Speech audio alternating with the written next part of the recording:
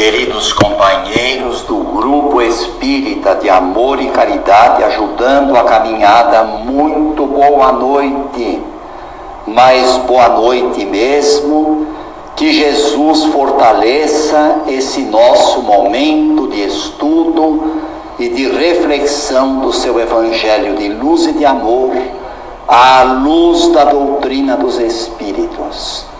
A nossa reflexão de hoje, meus irmãos, está na Epístola de Paulo aos Gálatas, no capítulo 5, versos de 16 a 26. E nesse trecho da Epístola nós vamos encontrar o seguinte: o apóstolo Paulo fala aos Gálatas da seguinte maneira: Ora, eu vos digo, conduzi-vos pelo Espírito, e não satisfareis os desejos da carne. Pois a carne tem aspirações contrárias ao Espírito, e o Espírito tem aspirações contrárias à carne.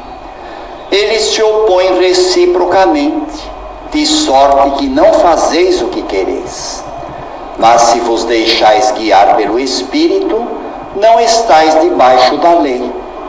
Ora, as obras da carne são manifestas: fornicação, impureza, libertinagem, idolatria, feitiçaria, ódio, rixas, ciúmes, ira, discussões, discórdia, divisões, invejas, bebedeiras, orgias e coisas semelhantes a estas, a respeito das quais eu vos previno, como já vos preveni.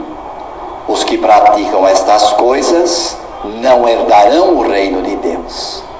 Mas o fruto do Espírito é o amor, é a alegria, a paz, a longanimidade, a benignidade, bondade, fidelidade, mansidão, autodomínio. Contra estas coisas não existe lei, pois os que são de Cristo Jesus crucificaram a carne com as suas paixões e os seus desejos. Se vivemos pelo Espírito pautemos também a nossa conduta. Não sejamos cobiçosos de vanglória, provocando-nos uns aos outros e invejando-nos uns aos outros. São essas as palavras do apóstolo Paulo, meus irmãos, para a nossa reflexão de hoje. Palavras de grande importância e de profunda atualidade.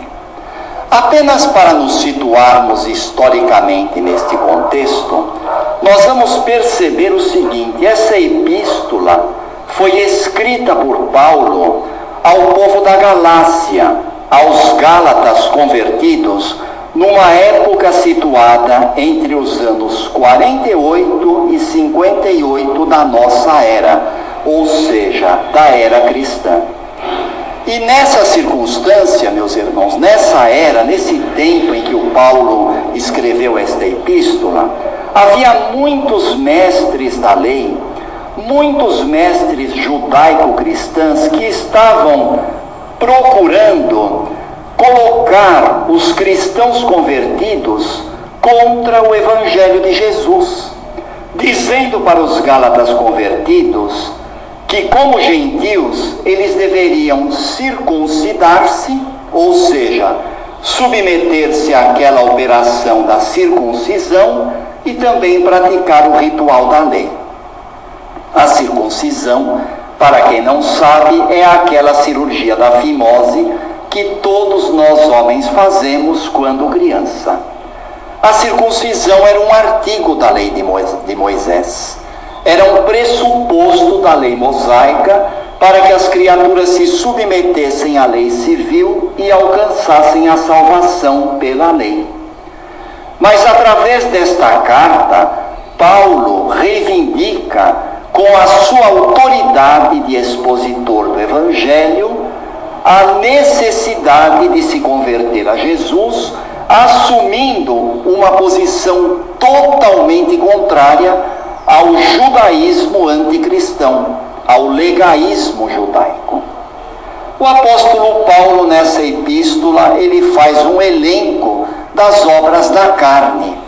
E ele enumera as obras da carne: fornicação, libertinagem, inveja, prostituição, ciúmes, arrogâncias e todo século de qualidades contrárias à vivência do amor.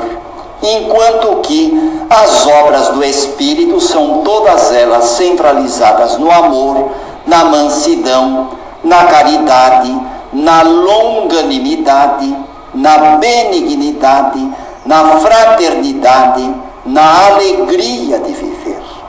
Então aqui o apóstolo Paulo apresenta as obras da carne e as obras do Espírito.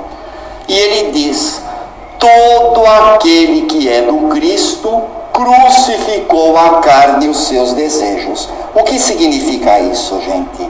Aquele que pertence a Jesus sabe que a carne tem o seu papel. O corpo de carne é um instrumento muito importante para a nossa evolução espiritual. Entretanto, meus irmãos, acima da carne está o Espírito. Assim como acima das leis civis estão as leis de Deus.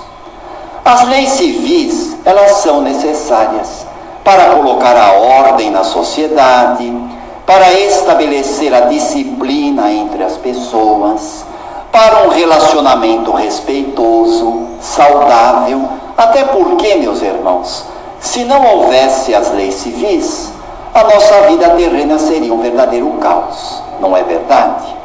Mas nós não podemos nos esquecer de que acima das leis civis estão as leis de Deus, que estabelecem a liberdade para todas as criaturas, mas uma liberdade baseada no dever bem cumprido, uma liberdade baseada na fraternidade, no amor entre as pessoas. Então, meus irmãos, para que nós possamos alcançar o reino de Deus, será necessário trabalharmos todo dia para diminuir os apetites carnais, os ensejos imediatistas, sublimando a carne com as atitudes espirituais, como os desejos de espiritualização do reino de Deus, que é o reino do amor. Todo ele baseado aonde? Na lei de Deus, na lei do Pai. Portanto, o apóstolo Paulo é muito claro. Se nós vivemos pelo Espírito, devemos também pautar a nossa conduta pelo Espírito. Não sejamos cobiçosos de vanglória, provocando-nos uns aos outros e invejando-nos uns aos outros. A inveja, meus irmãos, é um tremendo inimigo da evolução espiritual das criaturas. E em socorro do nosso estudo de hoje, meus irmãos, nós temos o Salmo número 1, onde o salmista Davi, profundamente inspirado pelo plano espiritual, ele diz: bem-aventurado é o homem que não vai ao conselho dos ímpios, que não se assenta na roda dos zombadores. Pelo contrário, o seu prazer está na lei de Deus, na lei do Pai ele medita dia e noite. O homem que medita na lei de Deus e que sente prazer nesta lei, ele é como a árvore plantada junto do riacho. Dá o seu fruto no tempo devido, suas folhas nunca murcham e tudo que ele faz é bem sucedido. Portanto, meus irmãos, a palavra paulina aos Gálatas de hoje é uma palavra tremendamente feliz, mostrando que as nossas obras devem ser de longanimidade, ou seja, de generosidade, de amor. Fornicações, adultérios, prostituições, libertinagem, tudo isso vai ficando para trás quando assumimos o desejo de espiritualizar os nossos corações. É essa a nossa reflexão de hoje, meus irmãos, e nós agradecemos a Deus por esse momento tão importante, tão necessário para a nossa cultura evangélica. E vibrando muito amor e carinho por todos aqueles nossos irmãos que estão com carências e dores maiores do que as nossas, em situações de enfermidade física, moral ou espiritual, vibrando por desempregados, por criaturas entristecidas, pelos deprimidos da tarde, pelos aflitos de hoje, digamos com muito amor: Ave Maria, cheia de graça, o Senhor é convosco. Bendita sois vós entre as mulheres, bendito é o fruto do vosso ventre, nasceu Jesus. Santa Maria, Mãe de misericórdia, rogai por nós, os pecadores, agora e na hora de nossa volta para o verdadeiro lar. Que assim seja, graças a Deus, graças a Jesus. Tudo com Jesus, nada sem Maria.